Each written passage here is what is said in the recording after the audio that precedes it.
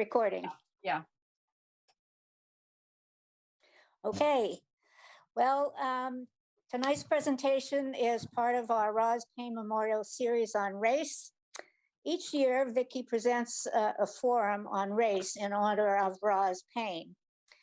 Roz was a member of Newsreel, a collective that made films about political activists and issues, including films about the Black Panther Party. She compiled archives and files to chronicle the counterintelligence activities on the part of the FBI against Black radical and liberal movements. Her archives serve as an important record that could have been lost without her dedication. She also produced a film called What We Want, What We Believe, a tribute to the Black Panther Party and to the Black leaders of the 60s and 70s. Roz died on May 21st in 2019. And upon her death, a group of her friends and family arranged for a celebration of her life. The funds raised to cover the cost of the event exceeded the cost, so the planning group decided to fund this annual series in her honor. Tonight's forum is focused on Reconstruction of the United States and the 13th, 14th, and 15th Amendments. And I'll turn this over to our moderator, Sandy Baird. Okay, thank you, Lou. And we all remember Roz for her diligent work for Black people and for the Black Panther Party always. And she worked in my office for years compiling files about the Black Panther Party, but mainly about COINTELPRO, it was called. And those were the FBI efforts against the Black Panther Party. And it's really important to remember that these days, when all of us seem to be more willing to believe anything the FBI almost says, that at one point the FBI was devoting its effort to destroy the movements of Black people. Right, and I think some radicals picked the locks of the FBI and uncovered all of this information that Roz then picked up on. And I remember her collecting these files in my office, and they took up the whole damn office, all those files. I'll tell you, there were a gazillion of them in my office. That was before I knew you, Justine, way before I knew you. All right. I remember we did a theater piece, a reading of all of the documents that she found that were released as part of a lawsuit, and a lot of it was redacted, but a lot of it was very telling. And we made a presentation, I remember, at City Hall in Burlington, where we read those files. Right, I remember that. Okay, and tonight we're going to talk a little bit more about the history of the United States and the whole history in connection with race. And I'm going to introduce it, but please remember that I would love this to be a discussion group where people should ask me questions. The reason that we all decided to do this talk tonight was because of the current controversy surrounding what many people are calling institutional racism.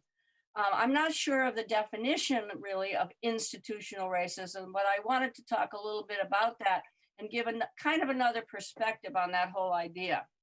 It would seem to me, although the definitions have been very vague, that institutional racism at least implies that the institutions of the United States have built into them racism, that they're part of the warp and woof of all American institutions. And I would take a little bit of controversy about that. I don't share that view totally, because the United States has rather a different history than is presented by that view. Twice, the United States tried to reconstruct itself, both times a lot, in which race was discussed and which it was faced head on that there was institutional racism, certainly in this country in its founding, but that there have been many efforts to reform those institutions.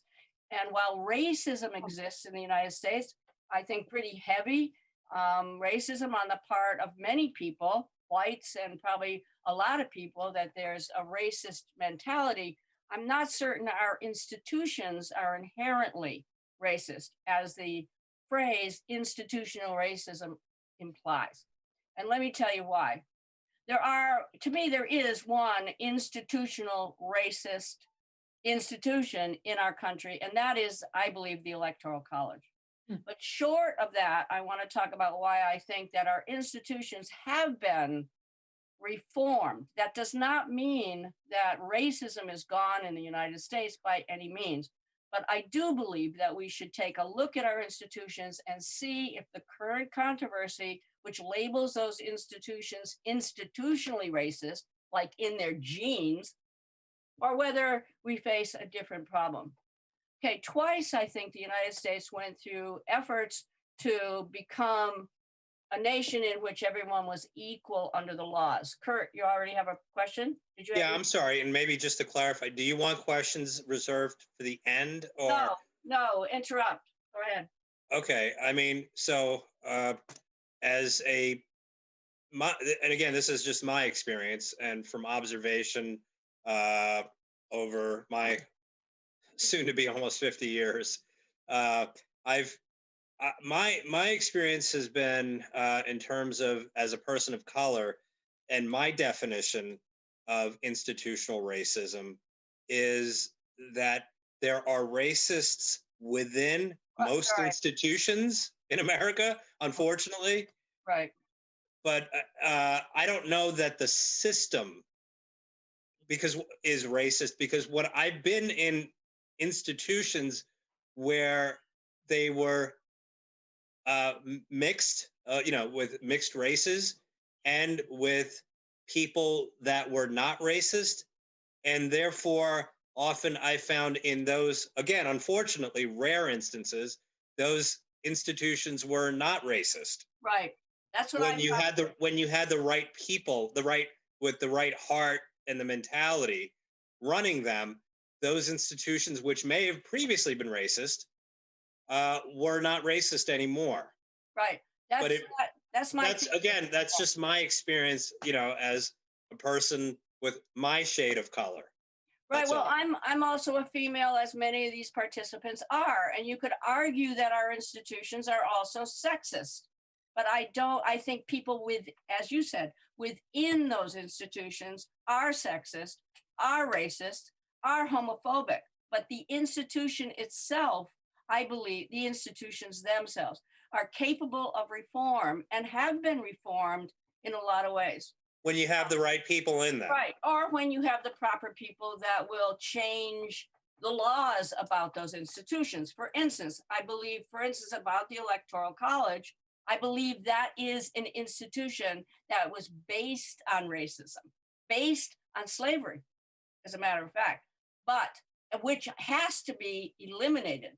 However, I don't believe our other institutions are in that status that have to be eliminated. For instance, like the police. I do not believe the police per se are racist, although there are racist police.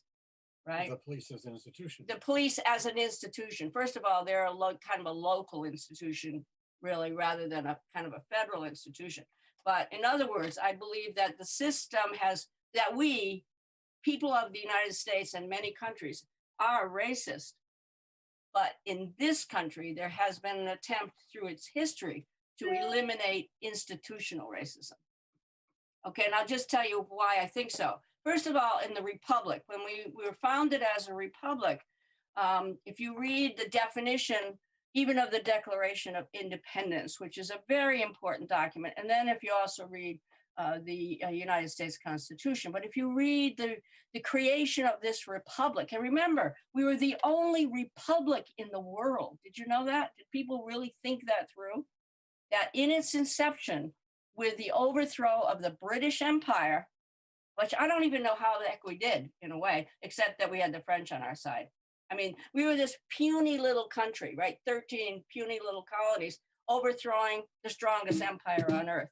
And when we did that in the beginning, we were devoted to a republic with equality before the law. Was it real? Was it a huge contradiction? Yes, but those were aspirational documents, correct? I mean, I don't know. Would anybody have a problem with that? Yeah, Kurt. Obviously, Kurt has problems. Okay. Right. Well, I mean, so just the flip side of the argument is many of those, as I think we all know, but I just want to bring it to everyone's attention again. While we had folks with amazing oratory skill and writing Mhm. skill at the time, including the Declaration of Independence that you Right. cited, that same author who has a memorial, giant memorial of himself in Washington D.C. It wasn't. It wasn't overthrown. No, Jefferson's no, I think country? it's still there. Okay. He had black slaves and Yep. he beat black slaves. He used black women for his own entertainment. So, he wrote very beautifully, but at the same point, you know, these these were flawed individuals at the Of same course. time. What we're talking about is the same thing as we just talked about.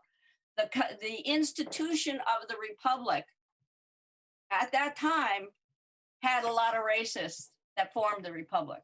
But Okay. remember, the Constitution also Right. talked, about, I don't think they specifically mentioned, the quote unquote, the peculiar institution of Yes, it did. slavery. Yes, it did. How, In some ways. Yeah. yeah, however, it did reference and make reference to a particular set of individuals. They didn't want to use the word slaves Right. that would, be counted in a certain manner. Exactly. That's But what I. everyone knew that they were referring to black slaves. Right. However, because the Constitution didn't want to be the founders didn't want to taint that Constitution with the specter of slavery in Right. it. They didn't use that word per se, but everyone knew that's what I think it they meant. use the word people in bondage, but I'm not sure. But what Kurt is referring to is proves, or rather, it gives corroboration a bit to my argument. The original Constitution was deeply flawed because of the real institution of slavery that existed at that time. If you think about plantation slavery in the South, it was a huge part of the building of this economy and the building of this country. The northern people, the people like the Adams, for instance, in the original Constitution, they confronted that head on. They did not want slavery. They always, like Ben Franklin was in his own way an abolitionist. There was a deep contradiction in the first writings of the Constitution. It is more visible if you look at the Electoral College. That's where racism and slavery played itself out most. That's why I'm saying you have to eliminate, in my view, the Electoral College. That is an institution that I think is unreformable and it has to go. The reason was that the Electoral College is the numbers of congressmen and senators together. The numbers of congressmen was based on population, if you think about it. The South argued in the forming of the Electoral College that you had to count every single person in the South so that it could dominate Congress and it could dominate the Electoral College. That meant that the South argued count every black slave as a person. Don't give them rights, count them as people, and therefore the South would have bigger population, therefore the South would control the House, and therefore the South would control the Electoral College. The North, on the other hand, understanding what was going on, said don't count black slaves at all. And if you think about it, what was the proper position to take? The North was right. If you counted every slave, that meant that the South was going to control the United States of America. It would control the House and it would control the presidency through the Electoral College. On the other hand, the North argued don't count black slaves at all, only count free people. That meant that the North would predominate. So it's important to know that several states in the South, they had populations close to 50% black that were black. Right, exactly. All right, so what was the compromise though? Because the South said, you don't go our way, we won't sign this bloody Constitution at all. We won't enter the Union. The North said we have to have the South in our Union because otherwise we would be taken over again by England. What was the compromise that resulted from that? What was it? You all know? Three-fifths. What? Three-fifths. Blacks would count as 3/5 only. And the North had to accept that. Why did they have to accept it? Because the South said, we're out of here if you don't. Right? So that's why we have the Electoral College to this day. It has to go. That is the only institution that I know of, though, that is, to me, unreformable. There might be others, especially on the issue of race. Okay. Why, I have a question. Why was the Electoral College formed to begin with? What was the idea behind needing an Electoral College? Well, okay, I mean, since people were voting, I Right. mean, that was the way it was going to be. People were going to elect representatives. Why did they need an Electoral College? They weren't going to elect them. The electors in the Electoral College elects the president still. I understand that, but why was it started? Well, for one thing, because this is the 18th century, right? Where our country was founded by more or not all, but more or less privileged people, more or less, not all, but they were also not as privileged as those in England, by the way. But it was still a country of elites that didn't trust people to vote. They didn't trust the mass. They didn't trust people like you and me, or poor people, or black people, or white people, or women. Remember, women didn't vote at all until when? When did women get the vote? 1920. 1920 was when women got the vote. They didn't trust the masses enough to allow them to vote. So their idea was to elect them from the Congress and from the House as sort of an indirect, what was called an indirect election. By the way, that's how the Senate worked too. By the way, the Senate was voted by the state. The senators were put in office by the legislatures, by each state legislature, because people did not trust the masses. I hate to use that word because to me, they didn't trust the ordinary citizens enough to allow us to vote freely. And then, I mean, it was essentially a safety switch. Yeah. And on democracy. They didn't trust the mob. They didn't trust the mob, as very few elite governments do anyway. I mean, you could even see it now. Nobody trusts people of our country to vote in a way. Even now in this election, people don't trust that anybody has enough sense to vote. I guess rightly, correctly. I don't know how you'd put it, but I think people vote in accordance with their own self-interest, and I think that's fine. Barry? Is that you, Barry? I can't hear you. You're muted. You're muted. Okay, I'm gonna go. Okay, I'm gonna go on until he gets up. No, I'm muted. Okay. The reason that they had the Electoral College was that the initial Constitution gave power of election of the president, and it still does, in fact, Yes. to the states. Right. Right. There's nothing in the Constitution about popular vote Right. Exactly. for the president directly or indirectly. Right. The Constitution still allows the states to determine how the Electoral College will be Exactly. created. Good point. So it's still to this day, the real election of the president occurs in the Electoral College, not among us. And in each state, in their electors, those electors can vote the way they want.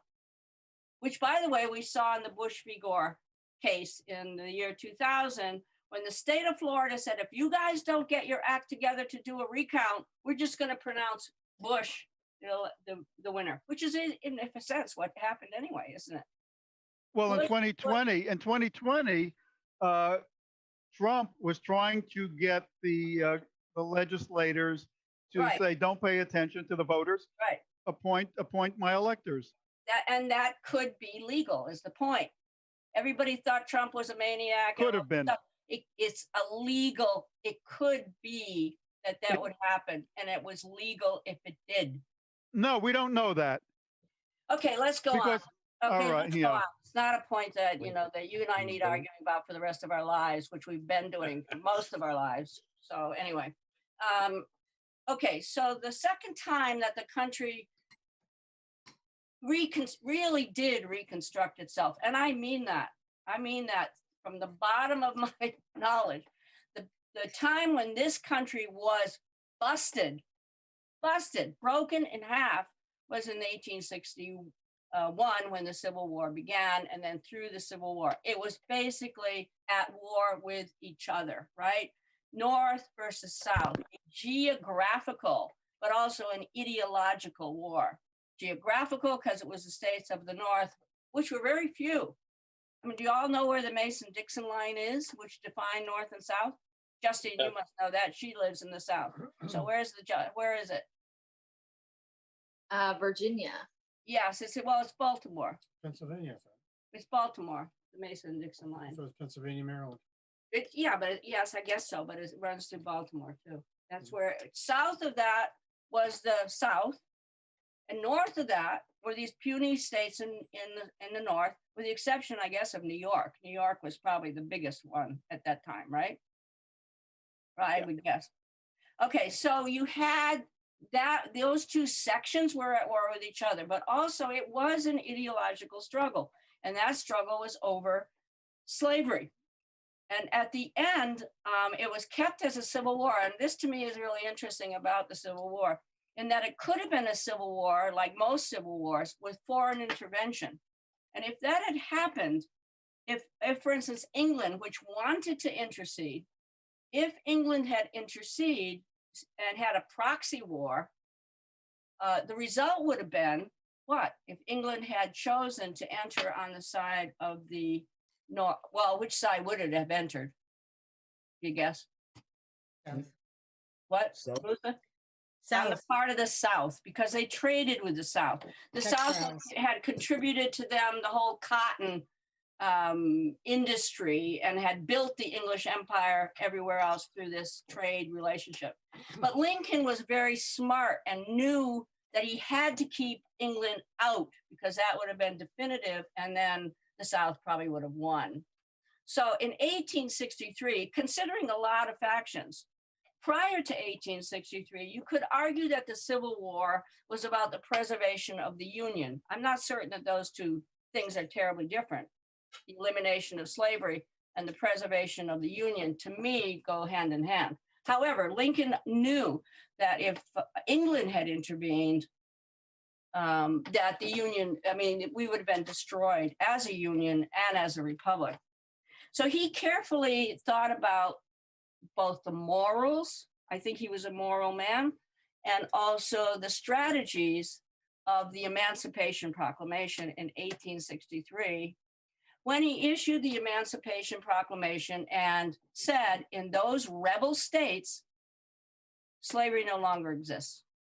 And he did it for two reasons. Once that happened, as one Black historian said, then the struggle became, for many Black people, a struggle for freedom. And that eliminated the possibility that England, which had a strong anti-slave working class, would intervene at that point to protect slavery. Anyway, Kurt, you had another. Yeah, I mean, the other interesting point, you just talked about the Emancipation Proclamation and Lincoln being a moral man.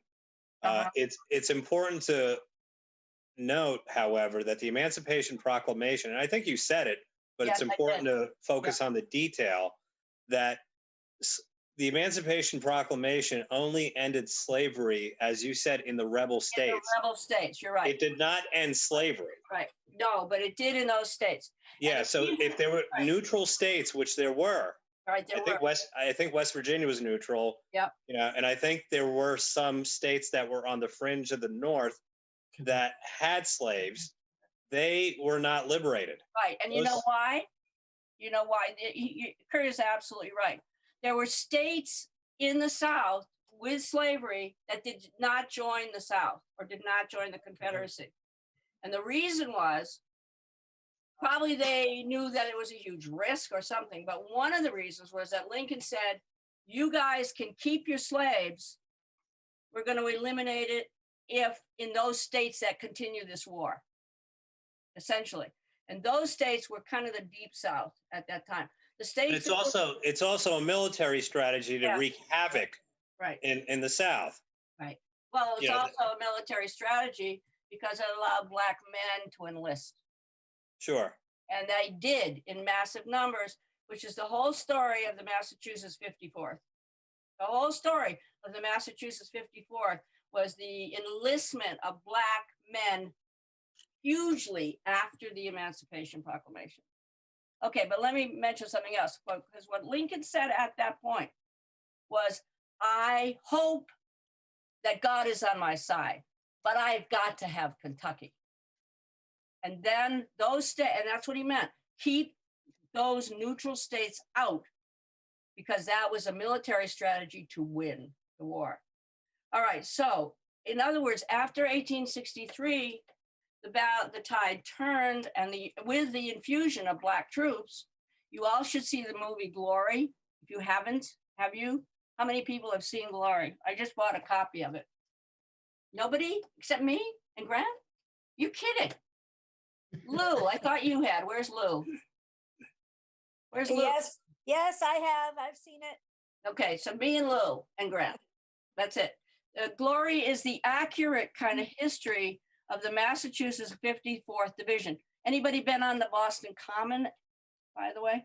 You've seen the big, I have a poster of it in my house. It's a big, what kind of material is it, brass? It's a big sculpted piece of the Massachusetts 54th going off to fight in the Civil War. Anyway, so after 1863, it was clear that the Union was going to win, and they did. And with the surrender of, I guess, Robert E. Lee at Appomattox. Okay, so then what? After the end of the Civil War, what was going to happen to the United States at that point? The whole southern geographical section was out of the Union. They were no longer in the Union. There were 4.5 million Black people who had been emancipated. What the hell was the United States going to do with those people? How was it going to reconstruct the United States in a way that recognized that slavery was over? How were we going to build this country kind of to fulfill also the aspirations of being a republic where everybody was equal under the law? And that's where you get to the constitutional amendments that were made between 1865 and 1877. That period of time is called Reconstruction. And it's really important. When I was in school at UMass and I took US history, that period of time was not even studied. It was considered an embarrassment to US history because at that point, many, many Black people led the Southern governments at that time. They were elected maybe or appointed, but they were put in power in many of the states of the South. And there was the usual probably politicking, and there might have been some corruption, but the Southern whites were furious about this and led this campaign it was called historical revision, that these were terrible governments, corrupt governments, ignorant bunch of ex-slaves who had taken over all their fair governments in the South. However, that's what happened. Many, many Black people were appointed or elected to office. They led the state legislatures, and they and the northern states amended this constitution to take into cognizance that this was a brand new country now. 4.5 million basically refugees, if you want to put it that way. 4.5 million Black people with no skills. Remember that Black slaves could not be taught to read or write. It was illegal to teach Black people to read or write in the South.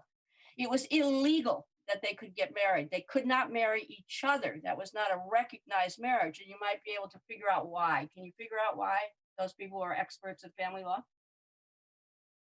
If you recognize a legal marriage between Blacks and Blacks, who do the kids belong to in a legal marriage? To the parents. The parents. They couldn't have that because the slave owner wanted to say they could be sold everywhere else, and they did. So there's no legal recognition of a Black slave marriage, no legal recognition. They did it, Black people did it, so they had no rights to their own family. They could not read or write. They had no property, they had no clothes, they had no personal property, none of that. They were on the road with nowhere to go and nothing to do, nothing. Many of them wanted to and did. There were slaves that went to the Sea Islands and remember they were promised by Lincoln 40 acres and a mule. Remember that was the big demand. They never got it. But many ex-slaves did go to the Sea Islands, places like Hilton Island, what's the one, Jekyll Island in Georgia, where they were able to sort of conduct a peasant kind of life, where they could establish farms, self-sufficient farms. That's what they wanted, it appeared. That's what Black people wanted, was some kind of farming, subsistence, farm economy. Many of them came north and participated in the great industrial revolution that was going on in the time in the North, with immigration as well. However, the Constitution did, I think, was reformed, amended in order to reconstruct the country. The 13th Amendment was passed while Lincoln was alive. The 13th Amendment abolished slavery, right? Justine, Justine probably knows all this. Okay, that was the First Amendment. Now, has anybody seen that was passed in 1865? Anybody see the movie Lincoln? What did you think, Musa? That's the story of the 13th Amendment. Right. I loved the movie, but at the time, you know, maybe half jokingly, I told my friends at lunch at work that Lincoln made a big mistake. He should have let him go. Oh, yeah. Think of, okay, what? Did you mean it? Do you mean that? Now I'm starting to mean it even more. That South is being resurrected again. Okay, white let's go. supremacy. Okay, that's an opinion that was, I don't share. Yeah. I don't share that, but what about it? Should the North have let them go? What would have happened, Musa, if the North had said, okay, go your own way? What would have happened in 1861? What would have happened? England would have come back. Is that what? Yes, that's what I think would have happened. You know, England was being thrashed by France, and they were busy. Yeah, they fighting. were not that busy. They were also making huge deals with the South. Right. Okay, they were not that busy. Well, they needed the cotton. And they needed, you're right, they needed the South. They had their own industry, but they did, which we had in the North. Yeah. But they needed the cotton from the South for their mills. Oh, Right. England, all of their factories were dependent on the American cotton. No, I understand. Right. Guess where they went after the South was after the Civil War? Where did they go and find that cotton? Who? India. That's when they definitely colonized India. Okay. But anyway, the English Empire was also the strongest empire in the world, even though, as Musa said, they had wasted a lot of their resources on fighting with the French. However, they still were the strongest empire in the world at that time. So the 13th Amendment abolished slavery, abolished it, period. The 14th Amendment is a little bit more complicated, and I wish Jared had been here to talk about it, but I will talk a little bit about the 14th Amendment. But are there any questions of that the 13th Amendment passed to abolish slavery for all time? We have not returned to slavery, even though a lot of people would say that no progress has been made in this country. I believe that that's hugely progressive, that we don't have slavery anymore. Anybody else have a thought about that? Okay, the 14th Amendment. Okay, anybody want to mention that? Because once again, I think the argument that this country is institutionally racist is not one that I particularly share because of these important amendments. 13th Amendment abolished slavery. What's the 14th Amendment, which was passed after, and remember that had to take the consent of 3/4 of the states, or 3/4, I believe, of the legislatures, okay? Passed. Lincoln had to do all kinds of shenanigans to get it passed, all kinds. If you saw the movie, you'll see some of the stuff that he did. He got it passed while the Southern delegations were out of the Congress in the first place. He got it passed by lying a bit. Remember in the movie, Thaddeus Stevens, who was a big abolitionist, said, I don't care that he lied. We want that. We needed that amendment passed. I agree with that 100%. I think he said, the Southern delegations have not shown up because, and it was kind of true, but it was also true that they were going to show up the next day or something like that. Okay, the 14th Amendment. So what is it? Does everybody know what the 14th Amendment is? It establishes citizenship Yep. and it gives the Congress the authority to enforce the equal rights provision of, well, it had an equal rights provision and gave authority to Congress to pass laws to enforce. Okay, why was that essential? And due process. Right, and due Yeah, process. the due process clause. Okay, why was the 14th Amendment important in every single element that Barry mentions? Number one, citizenship, as far as I know, had never been defined in the Constitution. Right. Before that, there was not a definition of citizen, who was a citizen of this country prior to this 14th Amendment. So what is the 14th? This is important, by the way, in the pro-choice movement too, but I don't need to get into that right now. But what does the 14th Amendment say about citizens? When do you become a citizen in the All United States? persons Wow. natural born. All persons born in the United States are citizens of the United States and are entitled, therefore, to the equal protection of the laws. All persons born. In other words, fetuses are not persons. That's how Roe v. Wade was decided, by the way. But all persons born in the United States are citizens of the United States and entitled to the equal protection of our laws. There was one trick, not a trick. There was one exception, which I need to mention, because it says all persons born in the United States and subject to the jurisdiction of the United States. What group of people at that point were not subject to the jurisdiction of the United States? Native Americans. American Indians. Native Americans, nor did they want to be. You got to remember this. Native Americans did not ever want to be citizens of the United States. They had their own nations. Excuse me. Wouldn't have only been those Native Americans who were on reservations? No, there were no reservations at that time, Barry. Reservations and the whole separation comes in with the Dawes Act much later. Oh.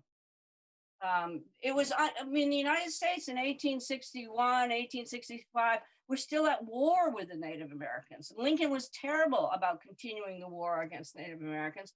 And he was the president that wanted them to come under the jurisdiction of the United States. You got to remember, they didn't want to be under the jurisdiction of the United States. They were their own nations. They wanted to deal with the United States with treaties as separate nations. They did not want to be part of the United States. They were made to be part of the United States later, and when they were made citizens, and I believe that was in the Dawes Act in maybe 1870s, quite a bit later. They were incorporated against their will. What is the language in the 14th Amendment that makes children born overseas of American parents? I don't know if it is. I don't think it is, but I think it's in immigration laws, probably. No, I think it's the word naturalized is in there somewhere. Well, I don't know. I had it in front of me, and I think Barry's correct. I mean, because the issue came up when John McCain ran for president. That's right. That's right. And the issue came up again when Ted Cruz, who was actually physically born in Canada, ran for president in 2016. So what was his argument then? What was Cruz's argument if he was born in Canada that he could still? That his father was an American citizen. Okay. Okay. So and John McCain was born in the Canal Zone of Panama. Right, Panama. Oh. And that's why, it also came up with Goldwater, who was Right. born prior to, was it Arizona that he was from? In Arizona, yeah. At the time, it was a territory. I'll tell you who else it came up with, Madeleine Kunin. She was being considered as a vice president once. She was born in Switzerland. Ah. So she couldn't do it. She couldn't do it. But she wasn't born to American parents. Right, correct. Correct. She was She couldn't born, be I don't know, president. the Swiss parents, maybe. I don't really know. Okay, so I'll tell you, the 14th Amendment is probably well, even today, it is very disputed, especially during the Bush era. It was disputed more, I believe, than it is now, when the Republican Party wanted to argue that if you were a so-called anchor baby, Mexican woman comes across the border and has a kid here, citizenship, in other words, who would be this? The baby is a citizen automatically, mother still isn't. The Republicans at one point wanted to amend the 14th Amendment to say that that kind of a situation, that that kid could not be a citizen of the United States. It did not fly, it did not go. And apparently, I haven't heard anything more about those proposals. In the last 4 years, it was a big discussion. Well, I never heard it in the last 4 years. I heard it a lot under Bush. I don't No, remember. we heard it a lot because they wanted to abolish, stop people born here to Yeah. foreign parents not being American. I know No, that it has was- been going, yeah, well, my point is, Musa, that it's a long debated subject, and it's generally a Republican demand. It's not just Trump. It's been in existence since I remember Lindsey Graham and the Senate debating it and wanting to get it, calling those babies anchor babies. Because if the baby then gets to be 18, then the parent can come. Right.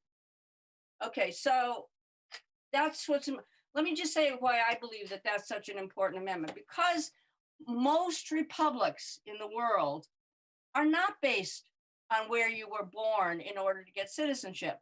If you are a Turkish descent, born in Germany, you can't you're not a citizen of Germany. Most citizenship tests are based on your ancestors. Whether you're a part of the German community, whether your parents were German, that's the test of citizenship for Germany. In many instances, in the German example, there are people of Turkish descent that have been there for 2-3 generations, born. They only speak German, and they are not German citizens. Right, and nor can they be. They cannot even be naturalized. As non-German citizens, can they get passports? I don't know. No, Can they- probably not. Probably not a German one. Probably not a German one. Not a German one, no. Well, then, if they're 3 generations German, where are they going to get a passport from? Maybe It's they not don't. Germany. Maybe they can't, is the From point. Turkey. Then they can't travel. Yeah. No, from Turkey they would. My assumption is Turkey. But it's in other, there's only, as I guess, as I read, there's only like 16% of the nations of the world which grant citizenship the way we do. No, actually, it's Canada and the US. What? What? It looks like it's only Canada and the US. No, not Canada, because Canada is different because Canada is a Commonwealth country. So I'm not certain how citizenship is granted in Canada. I just don't know. No, if you're born, I mean, he's correct. If you're born in Canada, you do automatically get Canadian citizenship, like here in the United States. Yeah. Sure. I just don't know. I think also France. And in France. No, in France, you have to, when you are born, you have to wait until you are, I think, 18 to ask for the citizenship. You don't automatically get the citizenship. Right. And actually, what I read recently is only the US and Canada, because there's no other states beside Canada and the US that does the birthright citizenship. You might be right, but it is such a good idea. I must say that the United States, that is a fabulous idea that should be, it seems to me, practiced everywhere. I mean, it's not true in Palestine either. I don't know what kind of passport a Palestinian will get. On that matter, we have the same problems in West Africa and usually in Africa. First, for example, Africa has been divided into countries, without the will of the people over there. Right. So you have like countries that were not countries, cousins that are, separated along some lines.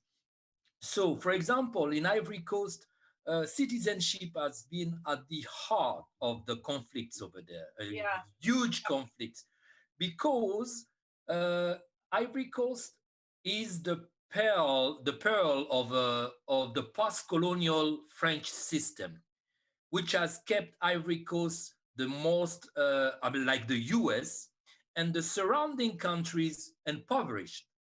So for the US to be, for the Ivory Coast to be able to produce the good, so they transform Ivory Coast into a huge plantation, a huge factory, to which the surrounding countries will flood. I mean, citizens from the surrounding countries will flood into Ivory Coast to manpower, cheaply manpower, the development of Ivory Coast, and all the goods return to France. Right. So in the 60s, it was okay because there was no land pressure.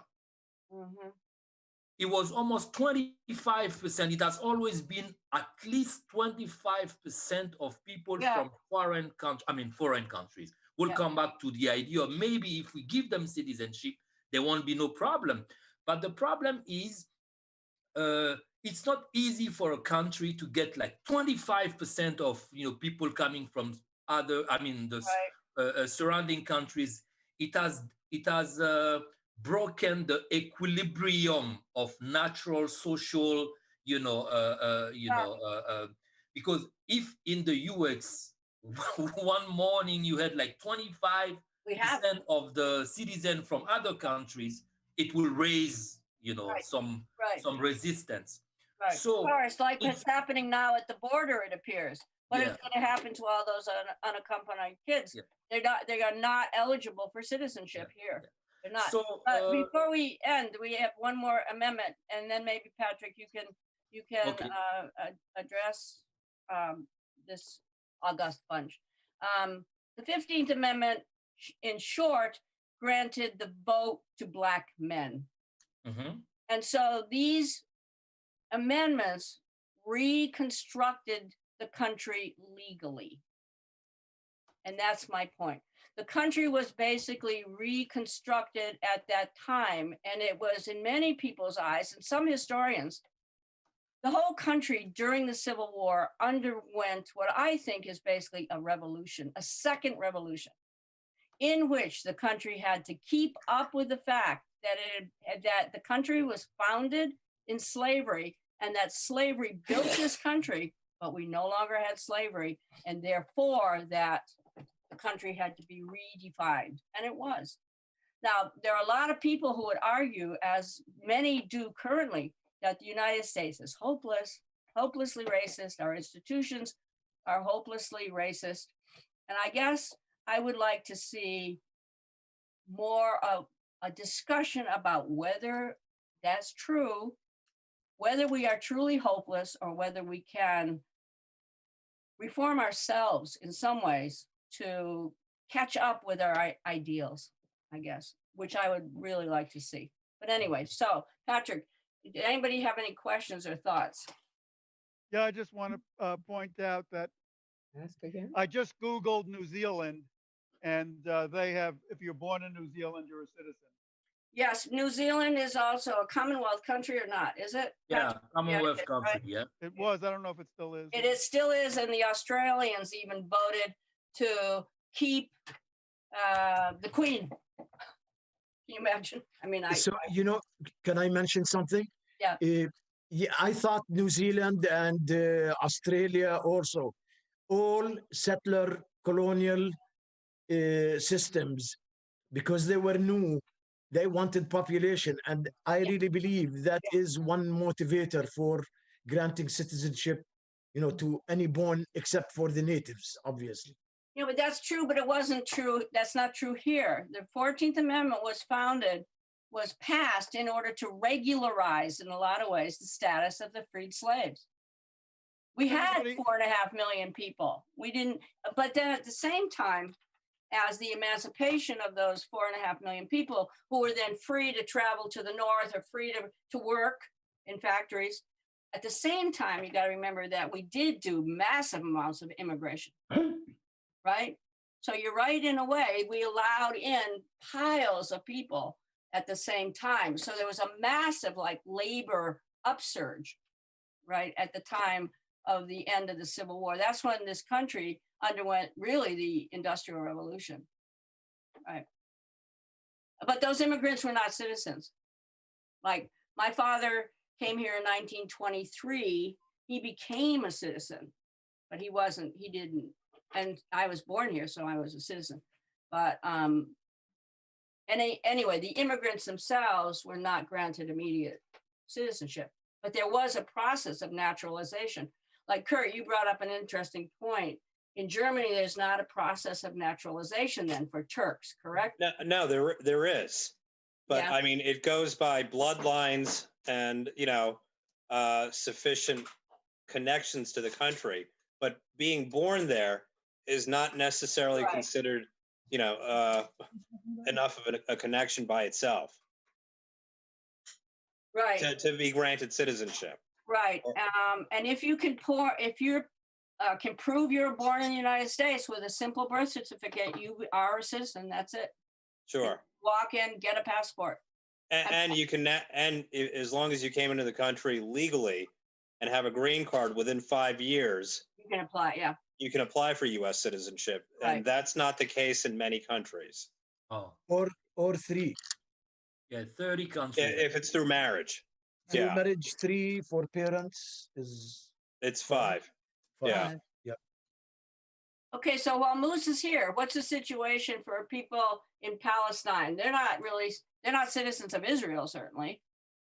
They're Not the occupied, right? not the Palestinian. 20% are. 20% are, I know. but citizenship is a funny thing in Israel because, as we mentioned, citizenship means all of you are citizens, Jews and non-Jews. But the ultimate distinguisher is nationality.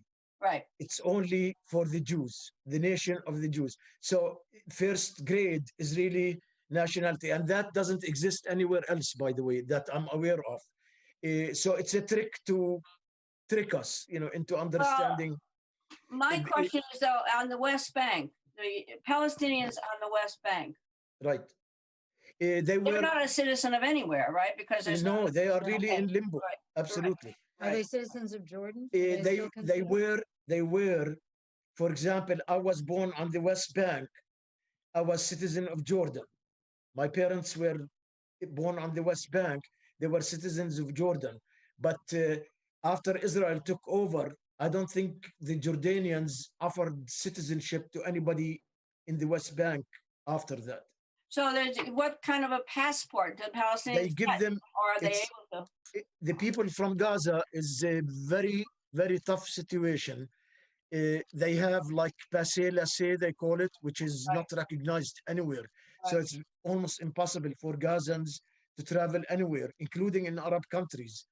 In the West Bank, it's they give them Palestinian passport, which is worth nothing. It's Palestinians in refugee camps also don't Right, have citizenship anywhere. yep. Okay, well, also that's true of refugees here in this country in Winooski too. Anyway, Kurt. Yeah, just to expand upon what Musa was saying, except here in the U.S. About 20 years ago, I had a pro bono case assigned to me, an immigration matter, where there was a young gentleman who was actually born in the Palestinian territories, and he was here because his father was an American citizen here in the United States. Then he got into some trouble and wound up in jail. So the whole issue was where he was going to be deported to. Oh, right. And he was deemed stateless because the Jordanians would not take him back. I mean, I think the kid was born, in the 1980s. So it was after 1968, as Musa mentioned. And, it was a very complex matter because the U.S. government at the time, our government wanted to deport him because he fell within a class of individuals that can be deported for having committed a crime on U.S. soil without being a citizen or a permanent resident at the time. But no country would take him back. Now, that's true of the prisoners in Guantanamo. Yeah. So, I mean, Israel wouldn't take him back because he was Palestinian and they didn't consider him Israeli. And the Jordanians wouldn't take him back. And, and Gaza and the West Bank didn't want him either. So what happened to him? Stayed in jail. Oh, God. still in jail. Yeah. There's several of them, I think, in that situation. Oh boy. Any other questions, any of you? Any other thoughts about, anyway, so all this discussion about Reconstruction leaves me with some kind of a hope for this country. So, Eric, did you want to say something to complete your thoughts about Ivory Coast? Eric, you're Muted. Eric, you're muted. Robin, could you tell him he's muted? You are muted. All right. In the 14th Amendment, is there any reference to, for example, green card holders that are not No, but no. that Didn't live exist then. here Didn't exist at that, did not exist at that time. at that time? Right. So does it mean that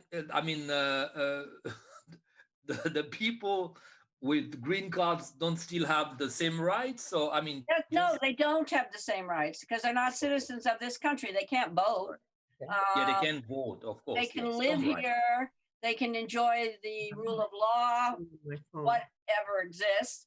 They have equal protection of the law in certain circumstances. They have all the kind of protections that our Constitution offers. But if they can commit pay a, taxes. Right. Sandy, if they They commit a have that. crime, Taxes, yeah. What? if they commit a crime that's classified as a crime of moral turpitude, Yeah, they can be booted back. Right. yeah, you can be deported. So shoplifting, that's considered a crime of moral turpitude. Drunk driving in certain states, No, not drunk driving, is it? in certain Really? states, yeah, you Okay. can be deported back to your country, even if you've been paying taxes and you've had a green card for 10, 15, 20 years. I'll tell you, that's a very tricky thing about what Kurt is saying is a very important thing to recognize for lawyers, including, I bet, Justine, who's a public defender down in Florida. Because the state's attorney will take that into account. For instance, if a man is in court who has been convicted of domestic assault, he could be, if he pleads guilty, which many people think he should do, he would then pretty much be subject to deportation.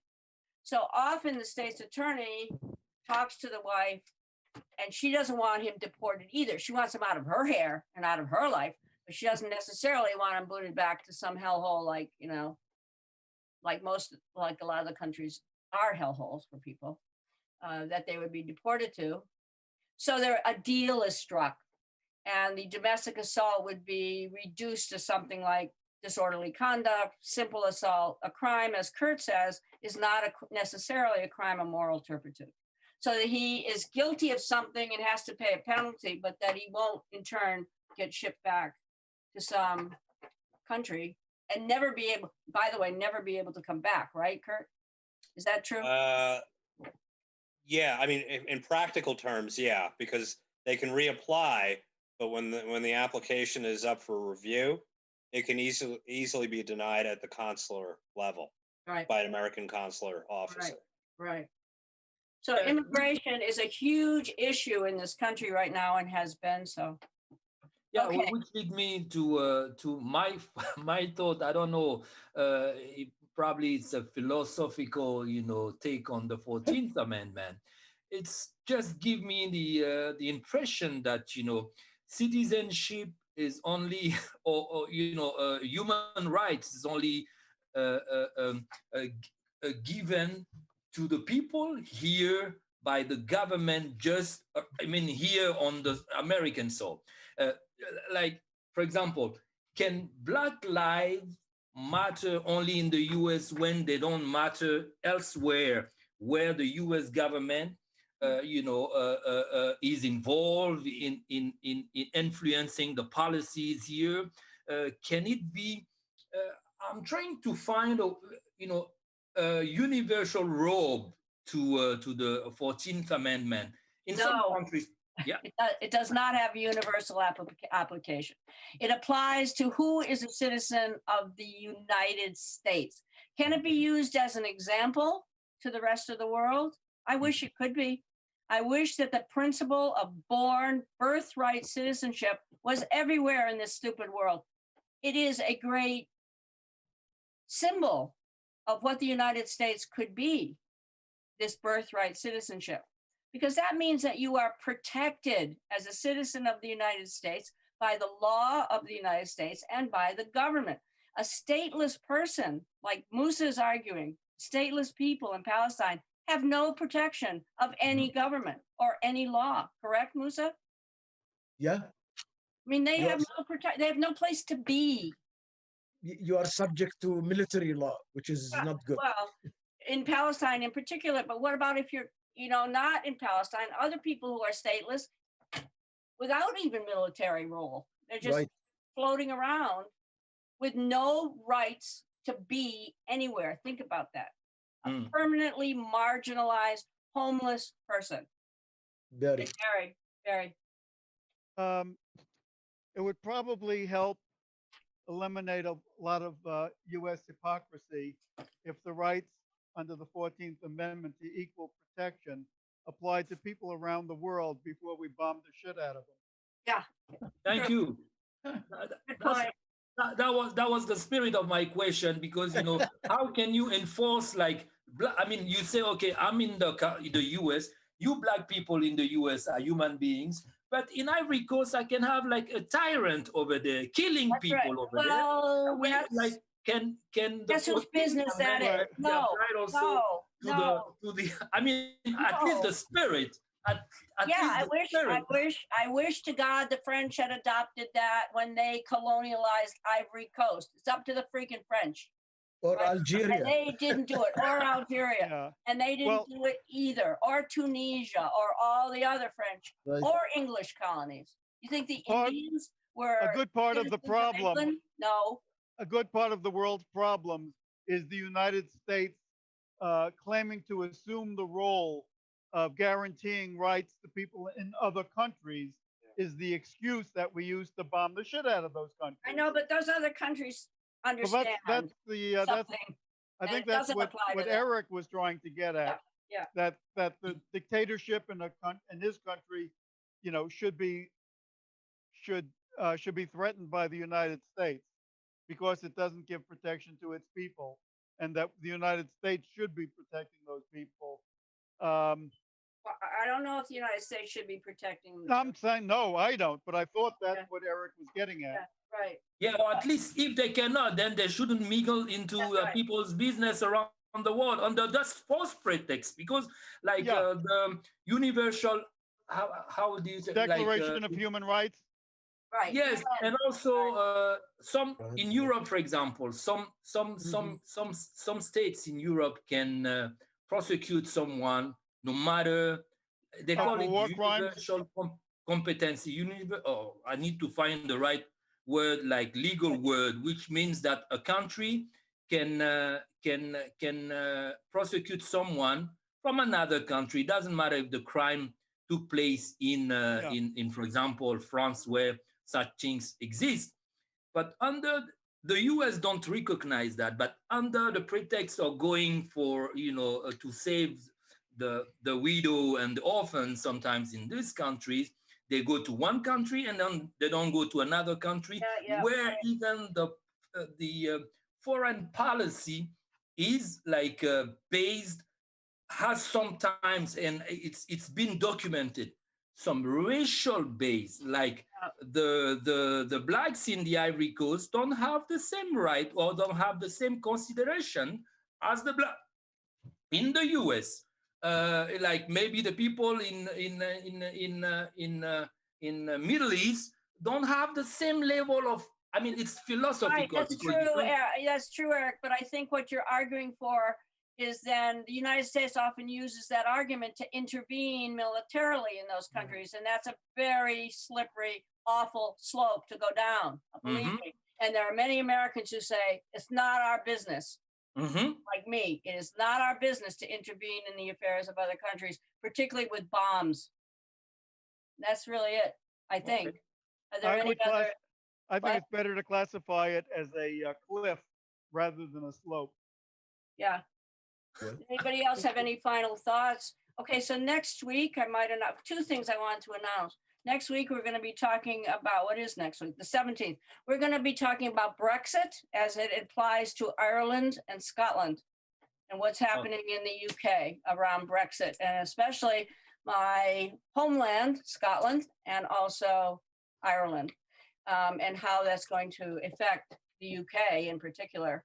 And then Eric and me and Robin, particularly Eric and Robin, are putting together in May a conference on Africa and its commonalities between Africa and African Americans here. And we are going to be doing that. What is it, May 22nd, Robin? Where is she? She's gone. Yeah, May 22nd, I think. May 22nd, we were planning that this afternoon. Probably it will be on Zoom, although we're trying to. I know I don't want to do it on Zoom either. I'm not zooming anything after the middle of April. Fine, bye then. Bye. But we might have to. If we don't have to, if people feel comfortable after they get their inoculations, they can come out.